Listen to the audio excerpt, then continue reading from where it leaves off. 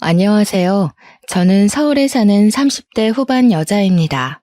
저는 2년여간의 결혼 생활을 끝내고 지금은 엄마로 커리어 우먼으로 행복한 나날을 보내고 있어요.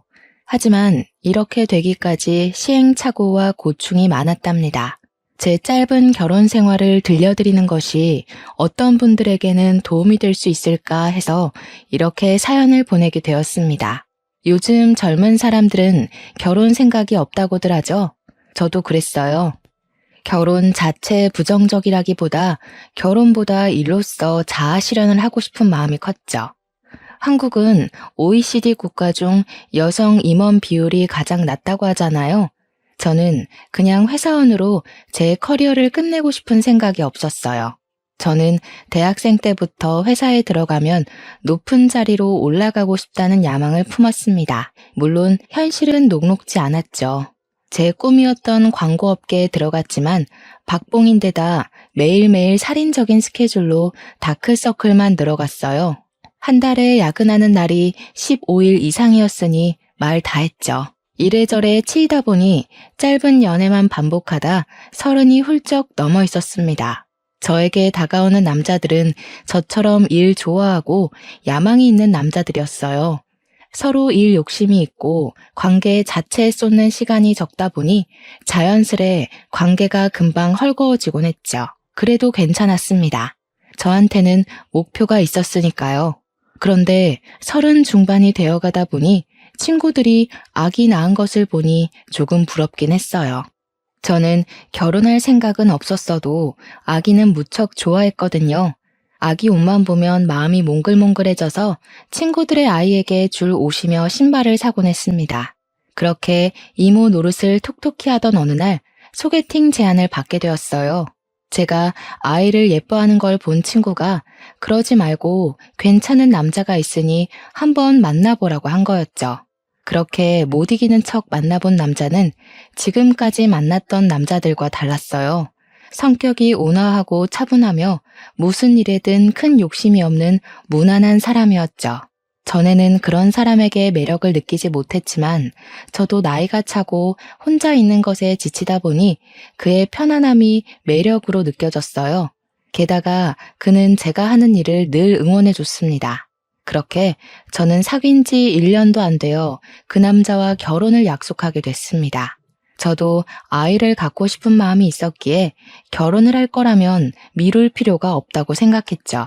저희 집도 어려운 형편은 아니었지만 남편 집도 여유가 있는 편이어서 30평짜리 집을 해주었어요.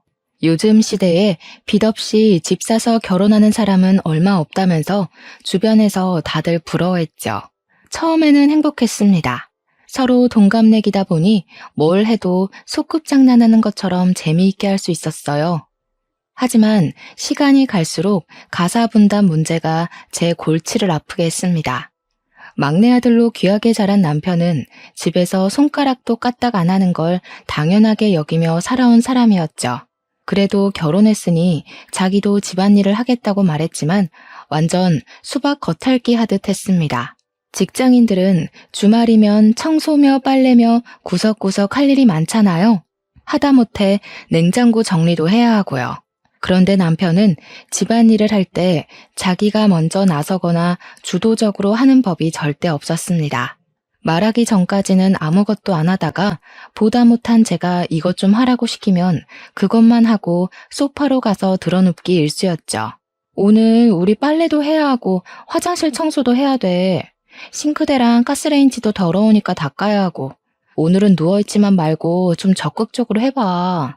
집안일은 도와주는 게 아니고 같이 하는 거라고 말했잖아. 아니, 하라는 대로 다 했는데 왜 자꾸 뭐라 그러는 거야? 우리 엄마는 나더러 주말에는 쉬라고 그랬는데 가만 보면 자기는 일 중독이야. 주말에는 쉬어야지. 주중에도 일하고 주말에도 일하면 도대체 언제 쉬어? 나는 혼자 쉬는 시간이 필요한 사람이라고. 나 좀 내버려둬. 사람이 둘이라 집안일은 2배인데 남편은 10분의 1 목밖에 일을 하지 않았어요. 잔소리하며 일 시키는 게 사람 피곤하게만 하는 일일까봐 웬만하면 그냥 내가 하고 말지 하고 몇 번 넘어갔던 게 남편의 무책임한 태도를 더욱 굳히는 일이 되고 말았습니다. 남편에게 주말은 청소기나 한번 돌리고 하루 종일 게임을 하거나 유튜브를 보는 날일 뿐이었어요.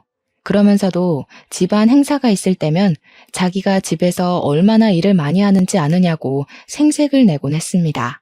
엄마 아빠는 내가 우리 집에서 얼마나 일을 많이 하는지 모를걸? 우리 지아 힘들까봐 무거운 것도 다 들어주지.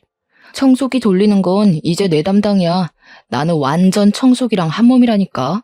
나 집에서는 집안일 한 번도 안 해봐서 세탁기 돌릴 줄도 모르고 설거지도 할 줄 몰랐잖아. 이제는 설거지 박사라니까. 남편의 과장에 저는 어이가 없었죠. 아무리 좋게 봐줘도 남편이 가사에 참여하는 건 절반도 채 안 됐거든요. 남자들에게는 집은 청소를 안 해도 깨끗하게 유지되고 음식을 먹고 나면 뒤처리는 요정이 와서 해주는 걸로 아는 게 아닐까요? 남편은 집안일이라는 게 밖에 나갔다 오면 저절로 되어 있는 걸로 착각하는 것 같았습니다. 남편이 그렇게 집안일을 많이 한다면서 과장을 할 때마다 시어머니의 따가운 눈초리를 느껴야 했습니다. 감히 네가 내 귀한 아들에게 일을 시켜? 라는 기색이 역력했죠. 그렇게 귀한 아들을 집안에서 아무것도 안 하는 사람으로 키워 저를 고생시킨다는 것도 모르고 말이죠. 당신이 무슨 집안일을 그렇게 많이 한다고 시부모님 앞에서 그렇게 생색을 내? 누가 보면 우리 집 일 당신이 다 하는 줄 알겠어. 설거지도 10번이면 내가 7번 하는데 그게 어떻게 당신이 다 하는 거야? 자기야말로 뭐 그런 걸 가지고 따지고 그래. 그냥 하는 말이잖아. 그럼 내가 집에 와서 쉬지도 못하고 집안일 하는데 엄마 아빠한테 그런 말도 못해? 당신이야말로 너무하는 거 아니야? 꼭 그렇게 사사건건 시비를 걸어야 해? 남편은 좀처럼 말귀를 못 알아들었어요. 그야 자기 딴에는 그 정도가 집안일을 엄청 많이 하는 거니까요. 아내는 엄마와 달리 자기에게 일이나 시키는 마녀라도 되는 것처럼 여기고 자기 생각을 바꾸려 하지 않더군요. 슬슬 결혼을 잘못한 건가 하는 생각이 들기 시작했습니다. 그래도 그때는 결혼 초기이기도 하고 최악의 상황까지 생각하지는 않았죠. 그러다 결혼한 지 얼마 안 되어서 시아버지가 쓰러졌습니다. 평소에 늘 소화가 안 된다고 하시더니 대장암 3기 판정을 받게 된 거였어요. 상태가 좋지 않았던 시아버지는 수술받고 항암 치료를 받는 기간 내내 입원해 있었습니다. 식사도 잘 못하시고 거동도 불편하셔서 화장실을 가야 할 때마다 누군가 옆에서 도와드려야 했지요. 남편의 2살 많은 누나가 시아버지 병원과 가까운 곳에 살아서 어머니 대신 병원을 지키는 일이 많았어요. 형님 부부는 병원에서 15분 거리에서 둘이 함께 가게를 운영하고 있었습니다. 아무래도 형님이 병원에 갈 일이 많다 보니 아주버님이 혼자서 가게를 운영해야 하는 일이 자꾸 생겼죠. 2사람은 고민 끝에 가게에 아르바이트생을 두기로 했죠. 시어머니는 저희가 형님 부부에게 금전적인 부분이라도 도움을 주기를 바랐습니다. 하지만 이미 병원비의 절반 이상을 저희 부부가 대고 있는 상황이었고 형님 부부를 도와드리고 싶어도 여유가 없는 상황이었어요. 며느리가 돼가지고 시아버지가 아프다는데 와보지도 않고 너무하는 거 아니니? 나랑 우리 미연이한테 다 맡겨놓고 코빼기도 안 비친다는 게 말이 돼? 우리가 영훈이를 어떻게 키웠는데 너희들한테 이렇게 냉대를 당할 줄은 몰랐다. 솔직히 이해가 잘 안 됐습니다. 남편은 본인의 직장이 시아버지 병원이랑 가까운데도 일주일에 한 번 들를까 말까인데 남편에게는 아무 말도 안 하고 저한테만 뭐라고 하셨으니까요. 어머니, 죄송해요. 저는 회사가 너무 반대 방향이라서 가보기가 어려운데 그래도 영훈 씨 회사가 병원에서 가까우니까 형님이 힘드신 날에는 영훈 씨라도 가서 도와드리라고 할게요. 뭐? 영훈이더러 간병을 하라고 한단 말이니? 너 정말 너무하는구나. 집까지 사주면서 결혼시켜줬더니 영훈이한테 집안일을 다 시키는 것도 모자라서 이제는 간병까지 시키겠다는 거냐? 너는 네 일을 남편이랑 신우한테 다 떠넘기면 마음이 편하니? 어머니, 잠시만요. 말은 바로 하셔야죠. 제가 형님이나 영훈 씨한테 제 할 일을 떠넘긴 건 아니죠. 아버님 간병이 저 혼자만의 일이 아니잖아요. 엄밀히 말하면 2사람은 자식이고 저는 며느리인데 왜 저한테 책임이 다 있는 것처럼 말하세요? 그리고 저는 영훈 씨한테 집안일 다 시킨 적 없어요. 오히려 집안일 분배가 제대로 안 돼서 더 힘들다고요. 뭐야? 집안일 분배가 제대로 안 돼?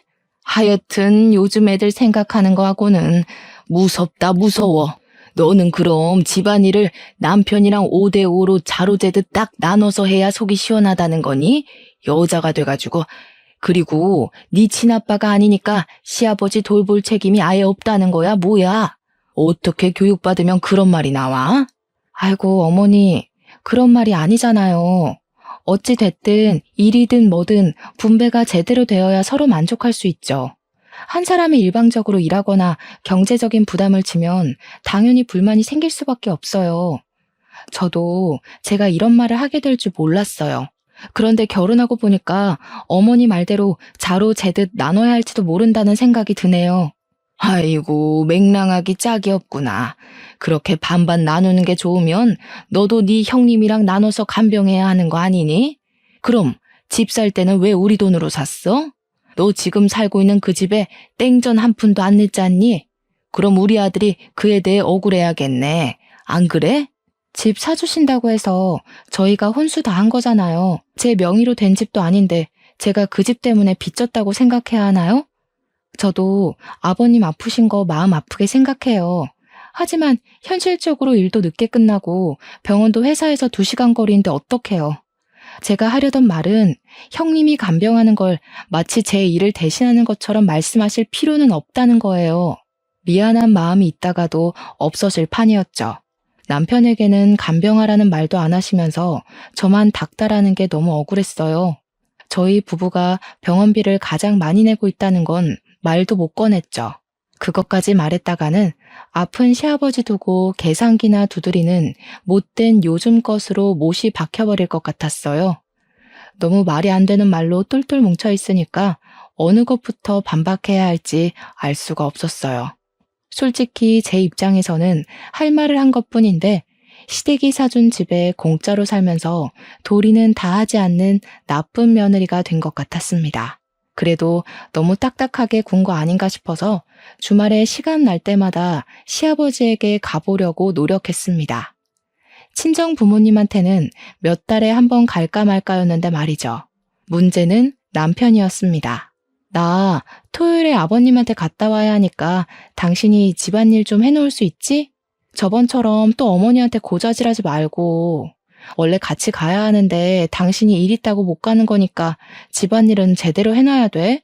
나도 갔다 와서 다음 주 발표회의 준비해야 하니까 저번처럼 대충 해놓으면 안 된다. 남편은 걱정 말라며 늘 큰 소리를 쳤지만 막상 집에 와보면 집안은 그대로였습니다. 오히려 더 어질러져 있을 때도 있었죠. 남편과 함께 병원에 갈 때도 마찬가지였어요. 시아버지 심부름부터 팔, 다리 주물러드리는 일까지 모두 다 제 차지였습니다. 남편은 환자용 침대나 의자에서 게임을 하기가 일쑤였고 아예 휴게실에 가 있을 때도 있었어요. 결혼한 지 얼마 안 돼서 알게 되었습니다. 남편은 부모랑 같이 있으면 무조건 손가락 까딱 안 하는 막내 아들 모두가 된다는 걸요. 남편이 안 하는 일은 당연히 제 차지가 되었고요. 당신 게임 좀 그만하고 아버님 화장실 좀 데려다 드려. 가습기 물도 좀 갈아놓고. 집에서든 여기서든 가만히 있는다고 일이 저절로 되는 게 아니라고 했잖아. 아이고, 그 잘난 거 하면서 지 남편한테는 아주 유세다 유세야. 너는 네 시애미랑 시누이가 일주일 내내 고생해서 시아버지 돌봤으면 입 꽉 다물고 네가 해야지 어디 남편을 들들 볶아?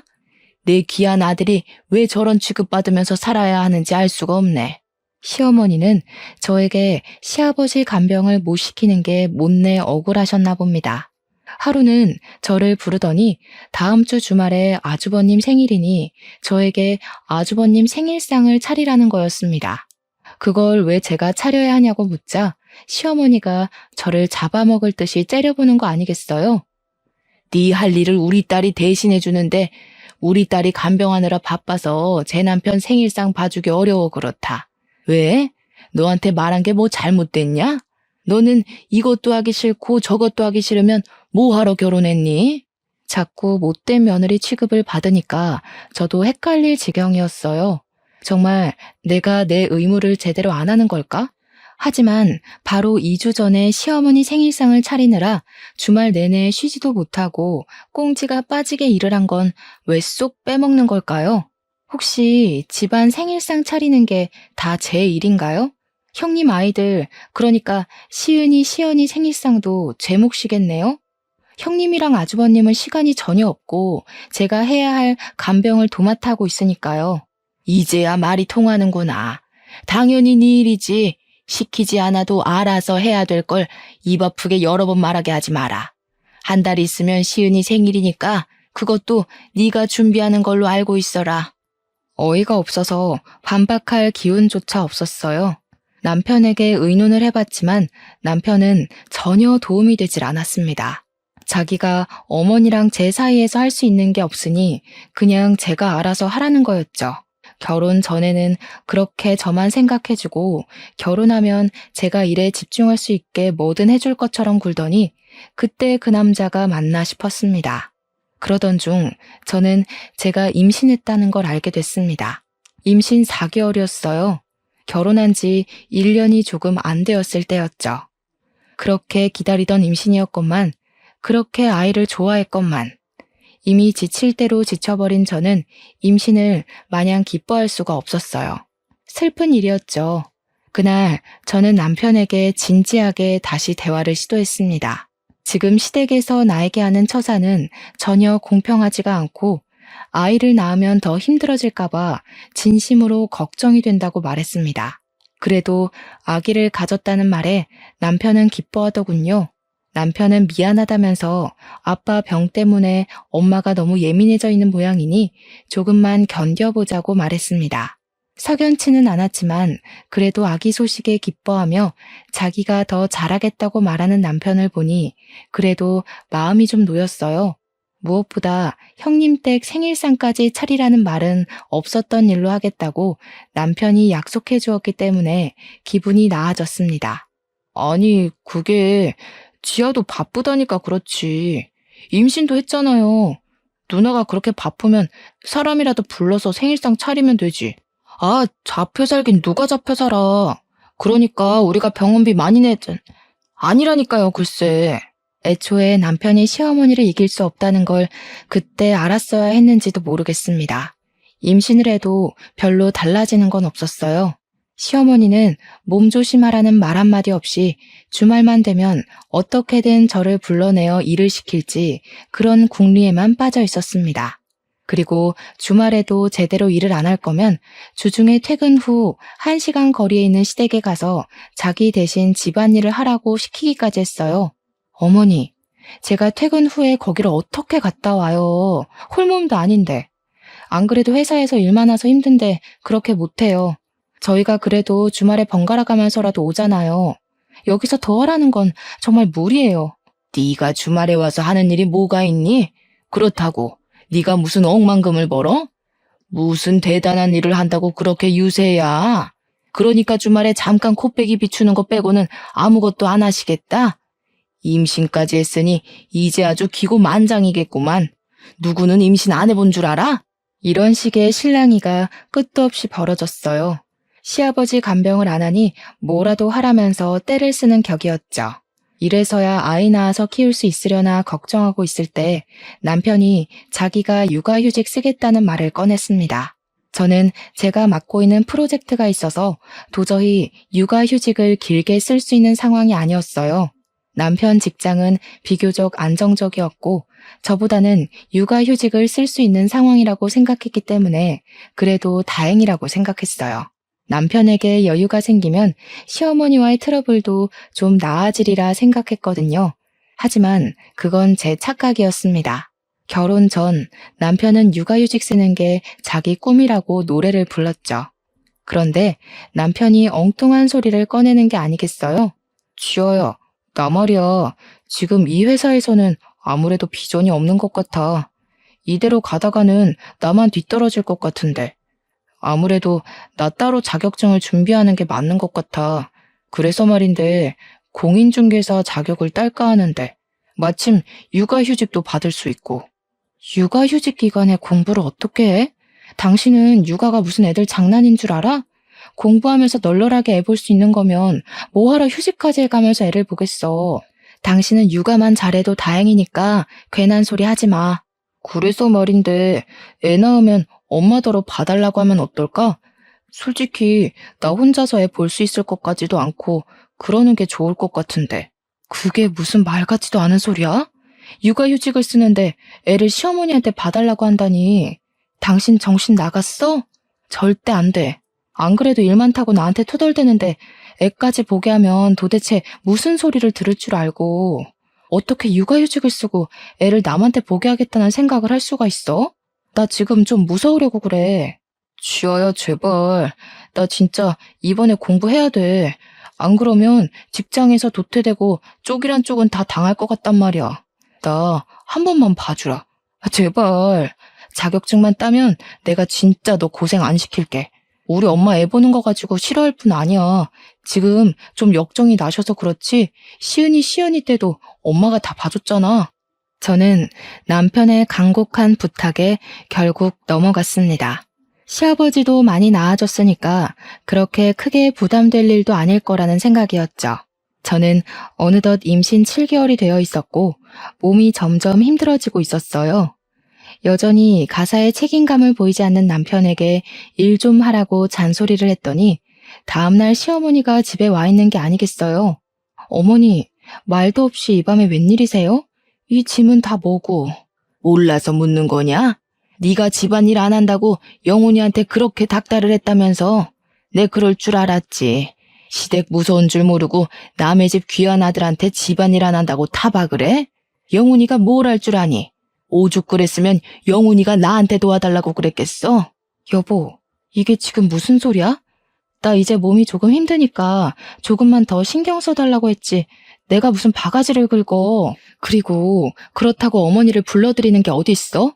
우리 집 일은 우리끼리 해결해야지. 왜 자꾸 어머니를 끌어들여?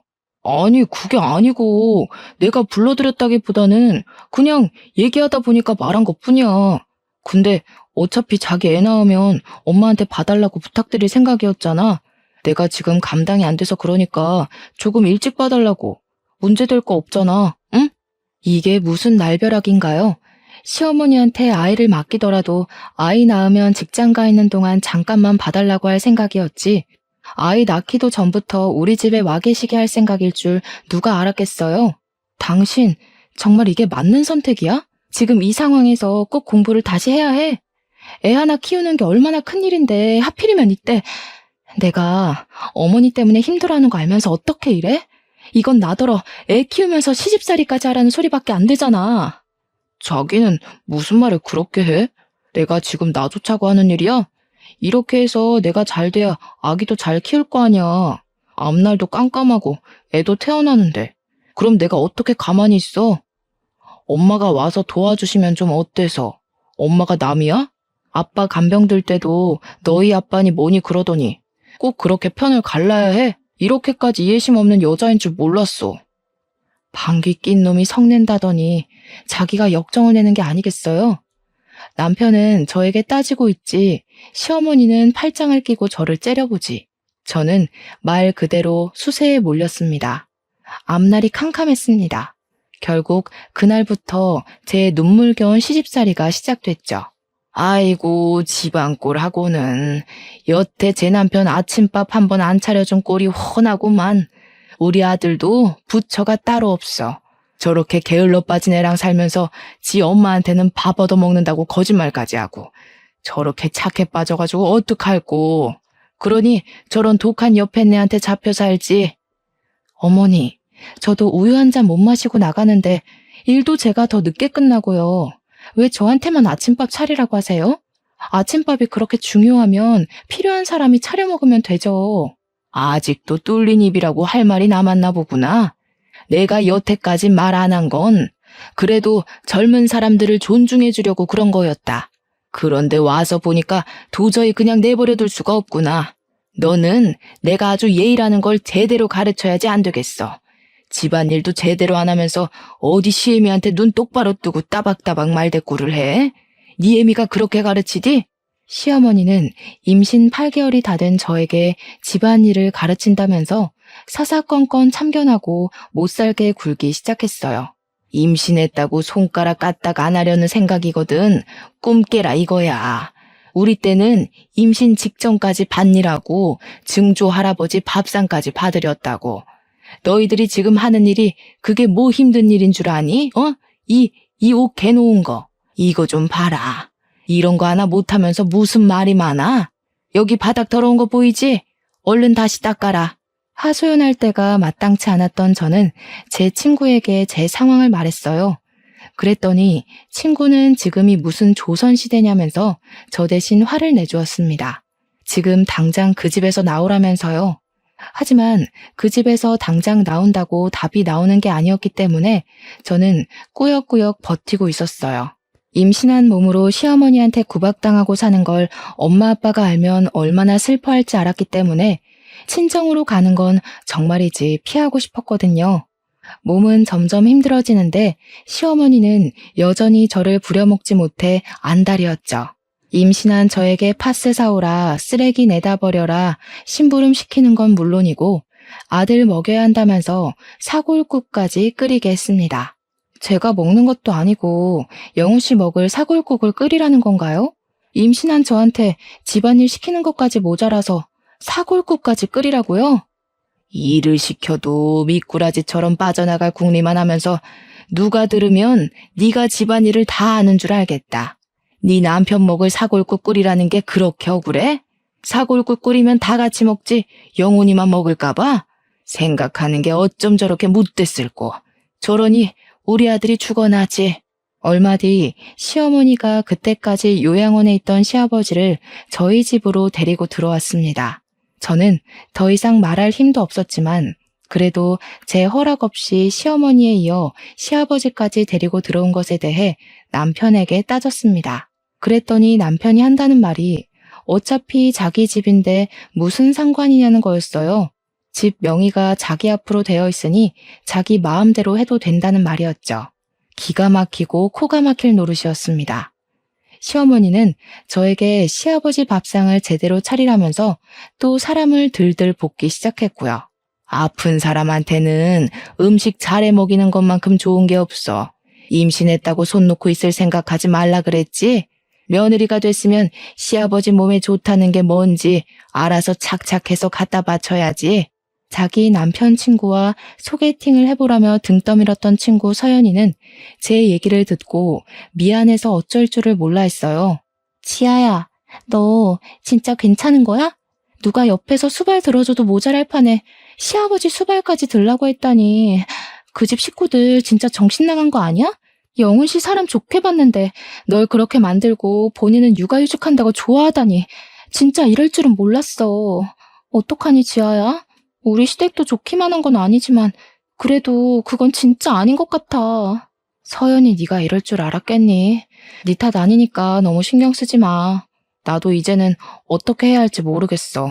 시어머니는 툭하면 시아버지 제대로 모시라고 그러는데 나더러 대체 어떻게 하라는 건지도 모르겠고 남편이란 사람은 육아휴직하고 공부하겠다더니 쉬는 날엔 집안일도 안 하고 공부도 안 하고 게임만 하고 있으니 그러다 진짜 아이 잘못되지 않을지 우리 집에라도 오라고 하고 싶은데 여기도 애 키우느라 전쟁터라서 내 생각엔 엄마 아빠한테 미안하더라도 집으로 들어가는 게 좋을 것 같아.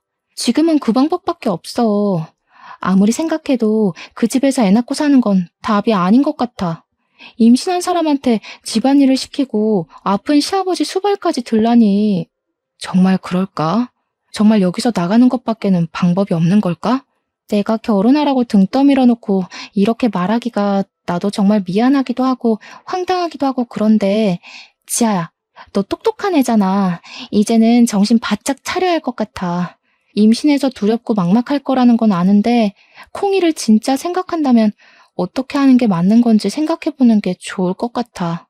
그 길로 저는 결국 짐을 싸기로 했습니다. 산달이 거의 다가오고 있었어요. 토요일 짐을 싸고 있는데 창밖을 보니 눈이 내리고 있더군요. 남편은 친구 만나러 나갔고 시어머니와 시아버지는 병원에 가는 날이었어요. 그날이 기회라고 생각했습니다. 친구들이 임신 축하한다며 사다 준 아기용품들을 어떻게 해야 하나 쳐다보다가 그냥 두고 가기로 했습니다. 그때 초인종이 울렸어요. 친구 서연이가 눈을 맞으며 서 있었습니다. 저는 깜짝 놀라서 말을 못하고 있었는데 서연이는 시간이 별로 없다면서 제 손에 뭔가를 쥐어주지 뭐예요. 손을 펴보니 그건 손가락만한 작은 토끼 인형이었습니다. 그거 녹음기야. 휴대폰에 달아놔. 인형을 꾹 누르면 녹음이 시작되니까 지금부터 시어머니가 뭐라고 그러면 일단 인형부터 눌러. 너 결혼한 지도 얼마 안 됐고 자잘하게 괴롭히는 걸로 이혼 소송하려면 증거가 필요하니까 그때마다 휴대폰 녹음 누르기 힘들 거 아니야. 사실은 이제 집을 나갈 거라는 말을 하기도 전에 서연이는 가버렸어요. 저는 분홍색 인형을 손에 가만히 쥐어보았습니다. 그 인형 녹음기를 제대로 쓸 수 있을지는 몰라도 친구의 마음이 느껴져서 어쩐지 안심이 되는 기분이었어요. 짐을 다 싸고 나가려는데 시어머니가 들어오는 게 아니겠어요? 시아버지 검사 결과가 좋지 않아서 며칠 더 입원해야 할 것 같다고 물건을 챙기러 온 거였습니다. 저는 얼른 인형을 꾹 눌렀습니다. 너 지금 어디 가는 거니? 설마 우리 몰래 도망가려는 거야? 이게 지금 무슨 일이라니? 뭐 이런 게 다 있어? 소방 맞아 쫓겨나도 100번은 쫓겨났을 마당에 제가 뭐가 잘났다고 도망을 가? 저 더 이상은 못 견뎌요. 임신한 사람한테 툭하면 집안일 시키고 심부름 시키는 게 맞는다고 생각하세요? 그것도 모자라서 아픈 시아버지 수발 안 든다고 닥달하셨잖아요. 여태까지 별일 없었던 것만 해도 다행인 줄 아세요. 여기가 영훈 씨 명의로 된 집이라는 이유만으로 저한테 아무런 동의도 받지 않고 어머니 아버지 다 멋대로 들어와 살고 계시고요. 이 개집애가 말하는 꼬락서니 좀 봐. 내가 그러니까 너를 안 이뻐하지. 네가 제대로 했으면 손주 임신한 너한테 그러겠니? 그래, 막말로 임신한 너한테 일 좀 시켰다. 그럼 좀 어때서? 네가 며느리가 돼가지고 해야 할 도리를 하나도 안 하니까 이렇게 된 거잖아. 시아버지 수발 좀 들라 그러면 내 아빠도 아니니 어쩌니 하면서 내 속을 긁어놨어, 안 긁어놨어? 영훈 씨한테는 아무 말도 안 하고 항상 저한테만 뭐라 그러셨잖아요. 저는 이 집안 며느리지 노예가 아니라고요.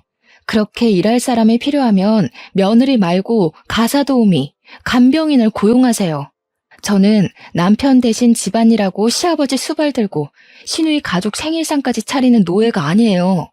뭐야? 이 싹 수 없는 년이 뭐가 어쩌고 어째? 시어머니가 제 뺨을 때렸습니다.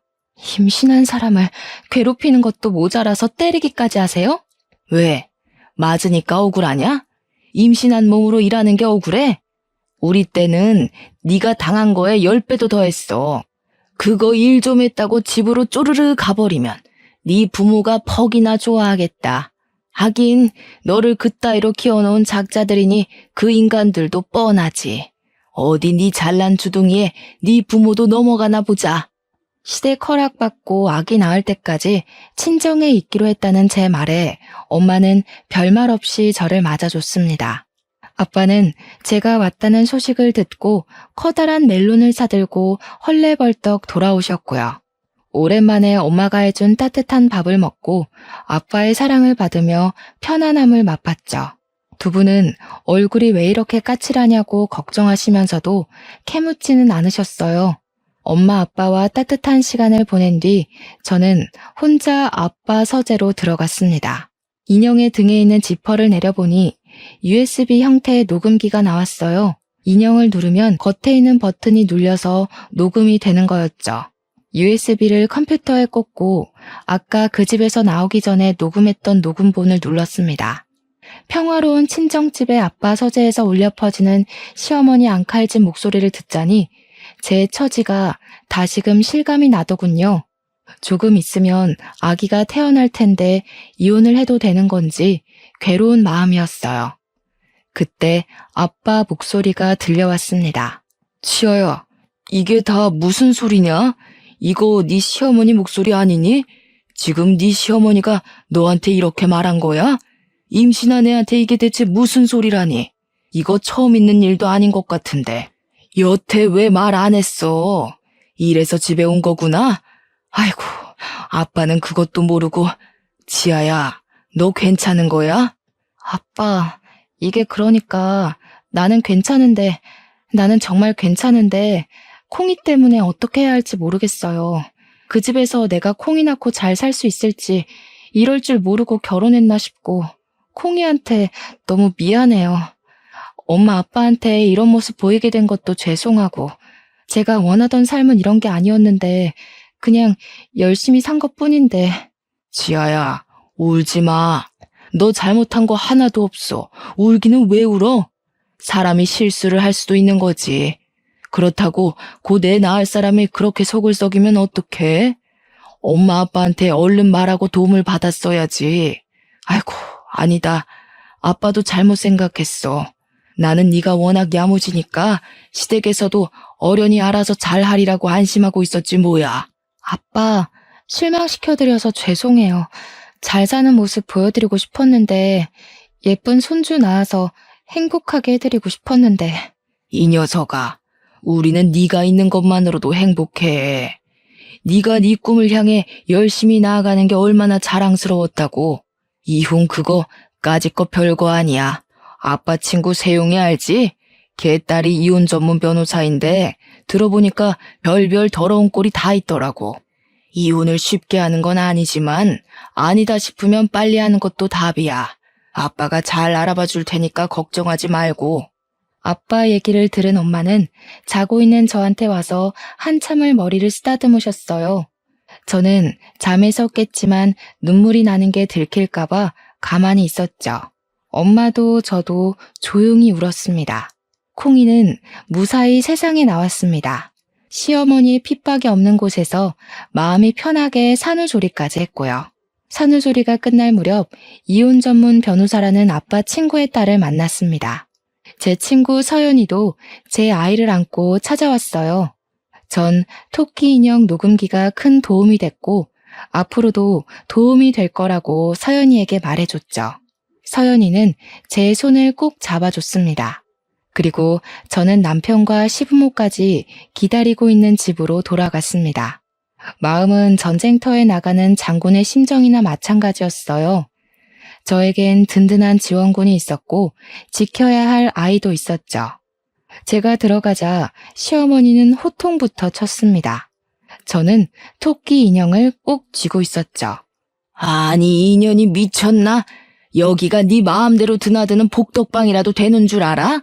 결혼을 했으면 참고 사는 법도 배워야지. 엄마라는 게 마음에 안 든다고 집을 뛰쳐나가? 지금 집에 환자도 있고 네가 해야 할 일이 얼마나 많은데 네가 그러고도 무사할 것 같아? 제가 오죽하면 집에서 뛰쳐나갔는지 생각은 안 해보셨어요? 임신한 사람 몸에 손댄 거부터 사과하세요. 이 년이 아직도 정신을 못 차렸어? 내가 혼자서 아들 밥 차리고 간병까지 하느라 얼마나 고생했는지 알아? 무릎 꿇고 빌어도 시원찮을 판에. 그래, 네가 네 의무를 다 안 하니까 손 좀 댔다. 어쩔래? 어머니 아들 밥 차리고 어머니 남편 간병하는 게 어떻게 제 의무가 되나요? 말이 되는 소리를 좀 하세요. 저까지 멍청해지는 것 같으니까. 어처구니 없어서 애 떨어질 지경이었던 게 한두 번인 줄 아세요? 제가 말씀드렸죠. 저는 이 집 노예가 아니라고. 당신이 아들을 아무것도 안 하는 무능한 사람으로 만들어놔서 피해본 건 저라고요. 뭐야? 이 썩을 년이 진짜 한번 당해봐야 정신을 차리겠구먼. 시어머니는 노발대발 화를 내며 제 머리채를 잡았습니다. 제가 머리채를 잡히는 걸 남편은 멀뚱멀뚱 구경만 하고 있었죠. 문 앞에서 기다리고 있던 아빠는 집안이 소란스러워지자 초인종을 눌렀고 남편이 문을 열어줬습니다. 아니, 이게 다 뭐야? 지아, 너 머리가 왜 그래? 이 여자가 임신한 딸을 뺨 때리는 것도 모자라서 이제 남의 집 귀한 딸 머리채까지 잡아? 당신만 손 있는 줄 알아? 그러니까 진작 애 교육 좀 잘 시키지 그러셨소. 사돈댁에서 애 교육을 안 시키니까 우리 아들 고생하고 나도 고생하는 거 아닙니까? 우리 딸이 무슨 의무를 다하네? 얘가 어릴 때부터 얼마나 책임감이 강하고 자기를 똑부러지게 했는데 저런 못된 여자가 있나? 자네는 뭘 그렇게 멀뚱멀뚱 서서 구경만 하고 있어? 자네야말로 남편 역할 좀 제대로 하게. 가자, 지아야. 상종을 하지 말아야지. 저렇게 무식한 인간들하고 더 얘기했다간 귀가 어떻게 될 것 같으니까. 잠깐만요, 아빠. 짐을 챙겨 나가기 전 시어머니의 뺨을 후려쳤습니다. 자기 숟가락도 못 놓는 남자들 데리고 한번 잘 살아보세요. 죽을 때까지 본인 치마폭 안에 꽁꽁 싸매서 죄 없는 다른 여자들 피해주지 마시고. 이혼 소송은 생각보다 쉽게 끝났어요. 제가 갖고 있던 녹음 파일들이 배우자 가족에게 폭력적인 대우를 받은 증거로 인정되어 위자료도 받고 양육권도 가져올 수 있었습니다. 토끼 인형을 받기 전부터 가끔씩 휴대폰으로 녹음을 해놨거든요. 결혼 기간이 짧아서 위자료가 큰 금액은 아니었지만 그건 그렇게 중요한 일이 아니었어요. 제가 마음의 평화를 찾고 제 일에 대한 열정을 찾은 게 훨씬 더 중요한 일이었으니까요. 저는 아이가 3살 되던 해에 회사에서 나와 광고회사를 차렸고 지금은 CEO로 성장해 바쁜 나날을 보내고 있습니다. 일에 대한 열정으로 업계에서 인정받아 회사를 키워나가고 있어요. 시댁에서 스트레스 받으며 있었다면 절대 이렇게 능력을 발휘하지 못했을 것 같아요. 사랑하는 딸도 무럭무럭 건강하게 잘 자라고 있고 사랑하는 가족과 친구도 있고 제 일도 키워나가는 지금이 저는 그 어느 때보다도 행복하답니다. 제 이야기는 여기까지예요. 그때로 돌아가라고 하면 돌아가고 싶지 않지만 그래도 사랑하는 딸이 있으니 후회는 없어요. 혹시라도 여러분 중에 저처럼 아이 때문에 최악의 시댁에서 빠져나오기를 주저하고 있는 분들이 있다면 주변에 의논하시고 손을 내밀어 보셨으면 좋겠다는 말씀을 드리고 싶어요. 주변에 친구가 없더라도 요즘엔 좋은 상담 기관도 많이 있으니까 혼자서 끙끙 앓지 않으셨으면 좋겠습니다. 아이도 중요하지만 무엇보다 중요한 건 우리 자신의 행복 아니겠어요? 아무튼 다들 행복하게 사세요.